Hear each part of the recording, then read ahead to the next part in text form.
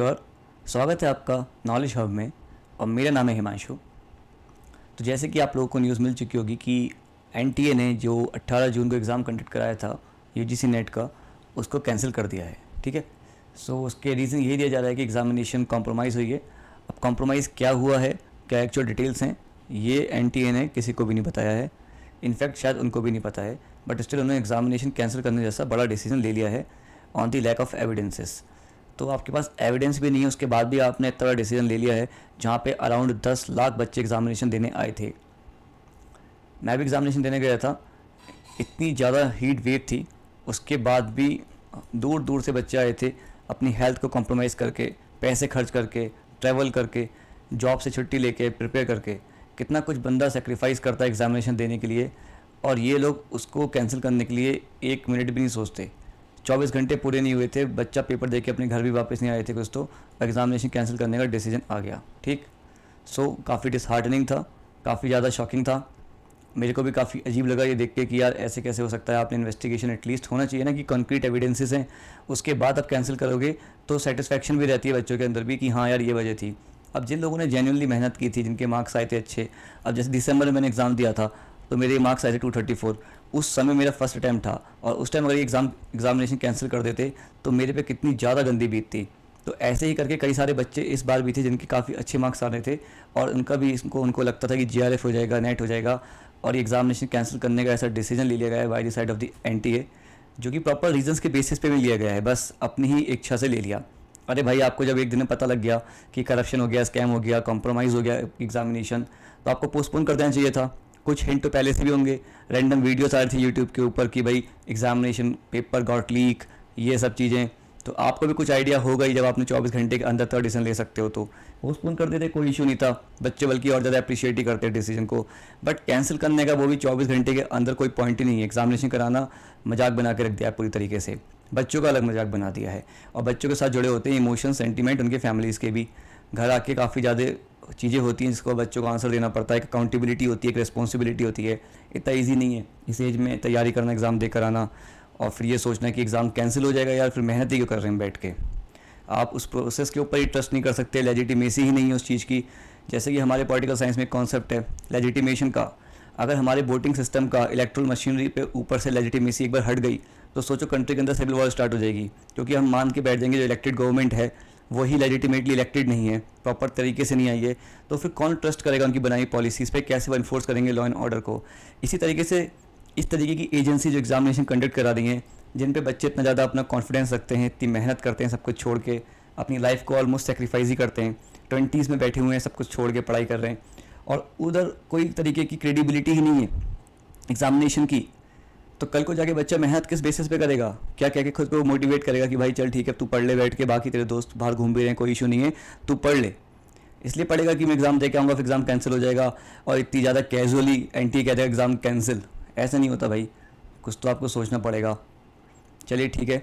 बाकी देखो, अब मेन कंसर्न क्या होता है, एग्ज़ाम तो कैंसिल हो चुका है, तो अब ऐसा तो होने वाला नहीं है कि वो रीइंस्टेट कर देंगे एग्जामिनेशन को फिर से कि भाई 18 जून का एग्ज़ाम अब वैलिड है, रिजल्ट नहीं आना, अब कुछ नहीं होना है। ठीक है। सो वो वाली बात हो गई, बाईगोन्स और बाईगोन्स, मतलब जो बीत गई सो बीत गई। ठीक।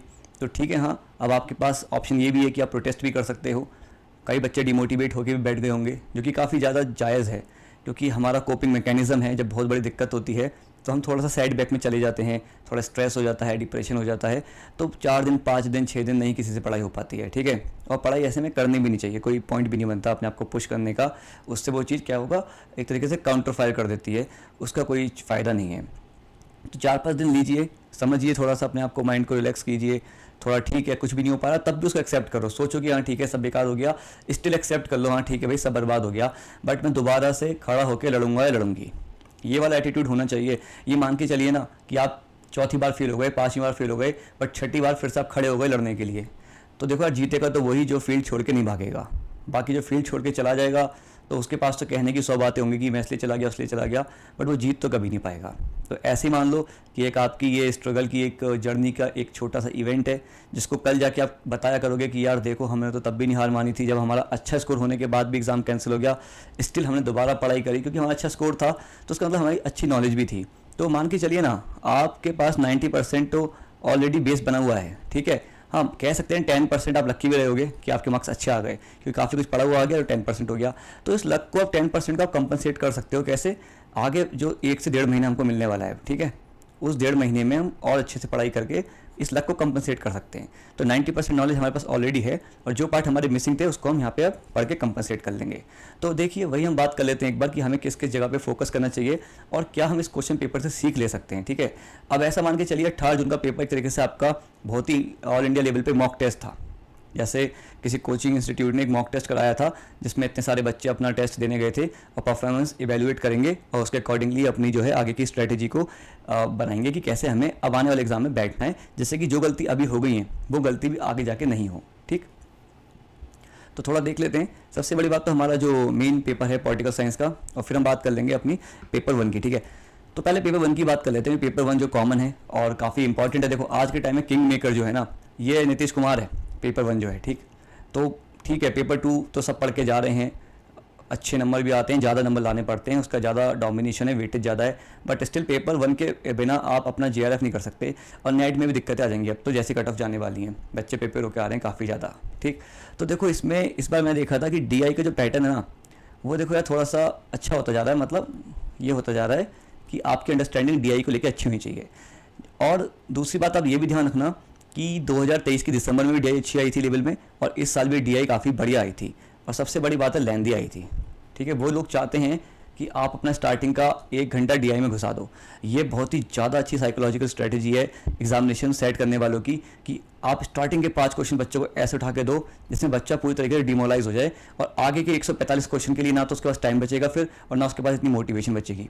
तो आपको ध्यान रखना है 5 क्वेश्चन आपको कब डील करने हैं, ये बहुत ध्यान रखने वाली बात है। इन 5 क्वेश्चनों को मैं तो ये रिकमेंड करूंगा बिल्कुल एंड में डील करो, क्योंकि अल्टीमेटली आप मारते तुक्का ही हो, ठीक, कि भाई बहुत देर तो कैलकुलेशन करोगे 15-20 मिनट तक, फिर एंड में सोचोगे यार ये तो हो नहीं रहा, चलो काम करते हैं तुक्का तो मार देते हैं, ठीक। बट आपका टाइम चला गया ना, और आपकी जो मेंटल स्टेट है वो भी खराब हो गई। तो इसलिए DI से बिल्कुल भी पंगा नहीं लेना। DI is like a trap जो आपको फंसाने के लिए रखा गया है। बस DI को सॉल्व करने के लिए अच्छी नॉलेज चाहिए परसेंटेज को कैलकुलेट करने की, क्योंकि DI का सारा खेल ही वही है कि भाई इतना इंक्रीज हो गया है तो वो कितना परसेंटेज इंक्रीज हो गया है as compare to the last year. ऐसे करके क्वेश्चन आते हैं सारे। DI के हम सारे क्वेश्चन सॉल्व करेंगे एक बार किसी और सेशन में, ठीक है। तो आपको वहाँ पे बताऊंगा कैसे आपको एक्चुअल डेटा नहीं पकड़ना है। आप एजम्पशन करते जाइए कि यार अच्छा 50% कम हो गया तो आधा कर देता हूँ, 25% कम हो गया तो 1/4 कर देता हूँ, मतलब आधे का और आधा कर दिया, ठीक। ऐसे आंकड़े बनाते जाइए अपने माइंड में, और राउंड ऑफ में लीजिए फिगर, जिससे कि आपकी कैलकुलेशन ईजी हो जाए। अगर आप बिल्कुल एक्यूरेट फिगर लेके बैठ जाओगे तो आप DI का कोई क्वेश्चन कर ही नहीं पाओगे, आपको इसमें बहुत सारा कॉमन सेंस लगाना पड़ेगा। और सबसे बड़ी अप्रोच क्या है, PYQs लगा लो, इस साल के क्वेश्चन कर लो, दिसंबर 2023 के क्वेश्चन कर लो, सफिशिएंट है। बाकी देखो मैथ और रीजनिंग में क्वेश्चन प्रॉफिट लॉस से आ जाते हैं, थोड़ा सा सीक्वेंस वाले आ जा रहे हैं क्वेश्चन, फिर वो आ जा रहे हैं अल्फ़ाबेट वाले कि भाई कोई जैसे इस बार आया था BOLT करके बोल्ट दिया था, फिर उसको कितने 49 दिया था उसके आगे। तो क्या सिंपल समझ में आ रहा है पैटर्न क्या है, बोल्ट के आप सारे अल्फ़ाबेट को अलग अलग करोगे और फिर उनको प्लस कर दोगे तो 49 आ जाएगा उनका एडिशन। तो ऐसे करके मैच करना था कॉलम को, कोई दिक्कत नहीं थी। तो ये कॉमन सेंस बेस्ड है। इसमें बस आप थोड़ा सा PYQ देख भी लोगे ना, सॉल्व नहीं भी करोगे तब भी आपको चल जाएगा। अब ये नहीं कि मैथ करने बैठ जाओगे 1.5 महीने में, क्योंकि हद में हद 1 से 2 क्वेश्चन आएगा, और 1 से 2 क्वेश्चन ऐसा आता है कि अगर आप ऑप्शंस के थ्रू जाओगे, इसमें मैं आपको करके दिखाऊंगा क्वेश्चन कैसे आपको अटेम्प्ट करने हैं, कैसे अप्रोच करनी है। You have to go with the options. आप सीधे फॉर्मूला लगा के क्वेश्चन सॉल्व मत करो। आप देखो 4 ऑप्शन क्या दे रखे हैं, और जैसे सिचुएशन दे रखी है, जैसे रेशियो क्वेश्चन है तो रेशियो लगा के देख लो ऑप्शन के साथ कि फिट किस में बैठ रहा है, तो आपका आंसर डायरेक्टली आ जाएगा। तो इसलिए कोई भी अपने दिन के 5-6 घंटे मैथ में नहीं लगाएगा। हम 2 क्वेश्चन के लिए अपना पूरा दिन वेस्ट नहीं कर सकते, ठीक। हम कुछ ट्रिक्स एंड टेक्निक्स देख लेंगे कि ऑप्शन थ्रू हमारा सॉल्व हो रहा है नहीं हो रहा है, कॉमन सेंस थोड़ा सा बिल्ड कर लेंगे। हाँ थोड़े से PYQ जरूर सॉल्व करने हैं हमको मैथ के, जिससे कि समझ में आ जाए कि प्रॉफिट एंड लॉस का कोई क्वेश्चन आ गया, इंटरेस्ट का कोई क्वेश्चन आ गया तो उसको अप्रोच कैसे करना है बस, ठीक। बाकी देखो एनवायरनमेंट यार काफ़ी अब होती जा रही है थोड़ी सी GK ओरिएंटेड, जैसे कि सिविल सर्विसेज के एग्जामिनेशन में आती है। ये कोई टेक्नोलॉजी पूछ लेते हैं हर साल एनवायरनमेंट में से उठा के एक ना एक। लेकिन ध्यान रखना कि जब भी टेक्नोलॉजी का क्वेश्चन आता है ना, जैसे इस बार आई थिंक सोलर पैनल्स को लेकर आया था कुछ, तो उन क्वेश्चंस के अंदर एक ट्रिक यही है कि ये लोग नॉर्मली सारे के सारे ऑप्शंस को राइट ही रखते हैं, क्योंकि इतनी यूनिक इन्फॉर्मेशन को गलत बनाना ईजी नहीं है कि भाई इसके अंदर इस तरीके की चीज़ें यूज़ होती हैं, उसका स्कोप ऐसा है। तो ये UPSC के अंदर भी एक कहा जाता है चीज़ कि किसी भी चीज़ की एप्लीकेबिलिटी को आप लिमिटाइज मत करो। एप्लीकेबिलिटी तो अननोन हो सकती है, लिमिटलेस हो सकती है, इन्फिनाइट है। तो इसलिए इसके अंदर जो क्वेश्चन आ रहे हैं टेक्नोलॉजी बेस्ड, उसमें भी आपको ऑप्शंस को एलिमिनेट नहीं करना है। अगर आपको लग रहा है ना कि ठीक लग रहा है पढ़ने में ऑप्शन, तो वो ठीक ही होगा मोस्ट ऑफ द केसेस में। बाकी SDG से क्वेश्चन पक्का आ रहा है, पॉल्यूशन से क्वेश्चन पक्का आ रहा है, डिजीज़ से क्वेश्चन पक्का आ रहा है, ठीक। तो इन क्वेश्चंस को तो आप गलत नहीं कर सकते। और ये क्वेश्चन PYQ बेस्ड है, इसमें ऐसा भी नहीं कोई नई चीज़ पूछ ली, पहले कहीं ना कहीं क्वेश्चन पूछे गए वही पूछे जा रहे हैं। फिर आता है हमारा लॉजिक। लॉजिक अब थोड़ा सा ठीक कर दिया है, जैसे कि फैलेसी का क्वेश्चन आ जाता है, एक स्क्वायर ऑफ अपोजिशन क्वेश्चन आ जाता है। एक बार समझ लोगे ना कि फैलेसी कौन कौन सी हैं, जो फॉर्मल है इनफॉर्मल फैलेसीज को पढ़ लो, स्क्वायर ऑफ अपोजिशन को एक बार समझ लो, और इंडियन लॉजिक के अंदर जो टाइप्स ऑफ प्रमाण हैं और जो इंडिया का जो हेतु आभास है, ठीक, वो पढ़ लो बस। इसमें से आपके 4 क्वेश्चन आ जाएंगे और एक क्वेश्चन आई थिंक रीजनिंग का आ जाएगा, वो आप इजीली कर सकते हो, उसमें सच कितनी बड़ी बात नहीं होती, ठीक। और पैसेज तो देखो कहते हैं ना कि लो हैंगिंग फ्रूट है, इसको तो आपको गलत करना ही नहीं है, इसमें तो मार्क्स बिल्कुल लेके ही आने हैं टोटल 100%, क्योंकि ये आपने अगर गलत कर दिया तो फिर आप कहीं ना कहीं दूसरों से कंपटीशन में पीछे छूट जाओगे, ठीक। It is like a low hanging fruit. पहले इसको निपटाओ, पैसेज को, बहुत ईजी आता है, 5 के 5 सवाल ईजिली आप सही कर सकते हो, उसमें कोई प्रैक्टिस भी नहीं चाहिए, ठीक। तो पेपर 1 में यही अप्रोच है, जैसे कि मैंने आपको बताया। अब हम इन सब यूनिट्स पे क्वेश्चन सॉल्व करके देखेंगे आने वाले टाइम पे, जिससे कि हमें पर्सपेक्टिव क्लियर होगा कि एक्चुअली हमें ये अप्रोच क्या होनी चाहिए, ठीक है ना। तो देखो आप कितना इजी बन जाएगा पेपर 1, ठीक। बाकी तो फिर आप PYQs जरूर सॉल्व करते रहो पेपर 1 के, क्योंकि क्वेश्चंस PYQs के अराउंड ही आ रहे हैं, ये तो हमको समझ में आ गया माइंड सेट से एग्जामिनर के। और दूसरी बात ये भी होती है, देखो अब जब भी पेपर होगा 1 महीने बाद 1.5 महीने बाद, तो आई डोंट थिंक कि नया पेपर बनाने बैठेंगे वो, जैसे बना तो चाहिए क्योंकि लीक की खबरें आई हैं तो फिर पेपर तो नया बनेगा, बट हमें माइंड सेट पता लग गया ना कि एग्जामिनर का माइंडसेट के चल रहा है, तो बहुत ज़्यादा चेंज नहीं होता है पेपर में, पैटर्न मोर और लेस सिमिलर ही रहेगा, ठीक। ऐसा नहीं है कि इस बार बच्चे कह रहे हैं फ्रैक्चुअल आ गया तो NTA सोचेगा, फ्रैक्चुअल में कॉन्सेप्चुअल देते हैं, थोड़ा बहुत कॉन्सेप्चुअल चला जाएगा, बट अब फैक्ट पे आपको फोकस रखना है अपने, ठीक। बाकी बात कर लेते हैं पेपर 2 जो कि पॉलिटिकल साइंस रहेगा। तो उसमें तो सबसे इंपॉर्टेंट चीज़ है फैक्चुअल पार्ट को रिवाइज करो भाई, है ना। इंडियन पॉलिटी एक बार मैं आपको बताता हूँ क्या करो आप, लक्ष्मीकांत है, लक्ष्मीकांत में जाके जो बॉक्सेस दे रखे हैं मेनली हर चैप्टर के एंड में और आखिरी में जो अपेंडिक्स दे रखे हैं उसको जरूर कर लो, क्योंकि यहाँ से आ रहे हैं बहुत सारे क्वेश्चंस। सारे क्वेश्चन आपको मिल जाएंगे लक्ष्मीकांत में जाके, ठीक। भले वो फंडामेंटल राइट्स पे हो, DPSPs पे हो, आपको पूरी लक्ष्मीकांत नहीं पढ़नी, आपको इसमें जो फैक्चुअल पार्ट है वो कवर करना है, क्योंकि आपको एंड में चैप्टर के बॉक्सेस के अंदर दिया होता है, उसमें फिर वो आर्टिकल्स हों, अमेंडमेंट्स हों, ठीक है ना, या फिर फाइनेंस कमीशन में, इलेक्शन कमीशन में कौन कमिश्नर रहा है, कौन चेयरमैन रहा है, वो सब चीज़ें इसमें मिल जाएंगी आपको।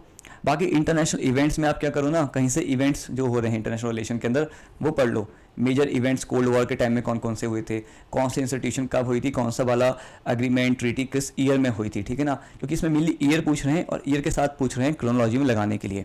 इस बार हमने देखा क्रोनोलॉजी के अंदर तो बहुत सारे क्वेश्चन थे, बट भाई ये क्वेश्चन बहुत ज़्यादा टफ भी नहीं थे, अगर आपको 1 या 2 पता है कि कौन किसके आगे पीछे आता है तो उससे काम बन जा रहा था। और ये वाला पैटर्न पेपर 1 के अंदर भी इन्होंने फॉलो किया था, ठीक, जहाँ पे ये यूनिवर्सिटीज़ कॉलेजेस कब कौन सी आई हैं उसको लगाओ क्रोनोलॉजी के अंदर, तो उससे काम बन जाएगा, ठीक है ना। और दूसरी सबसे बड़ी बात मैं कहना चाहूँगा कि अब इतना टाइम नहीं है, अगर 1 से 1.5 महीने के अंदर एग्ज़ाम दोबारा होता है तो आप खुद बताइए कि ये टाइम में आप कॉन्सेप्ट थोड़ी ना बिल्ड कर लोगे। अब आपसे कोई क्या भी देगा, इस बार तो पेपर पूरा कॉन्सेप्चुअल आने वाला है, तो कॉन्सेप्चुअल पेपर को भाई वही टैकल कर सकता है पर्सन जिसने 5 से 6 महीने दिए हो अपने कॉन्सेप्ट बिल्ड करने में। ऐसा नहीं होता कि 1 महीने में आपने कहा अरे अब तो मैं अपने कॉन्सेप्ट पक्के कर लूँगा तो आप पढ़ने बैठ गए, नहीं, आपको कुछ भी समझ नहीं आएगा और आपको लगेगा मेरा सब फैल गया है, और जो फैक्चुअल पार्ट है आप उसको भी स्किप कर दोगे फिर।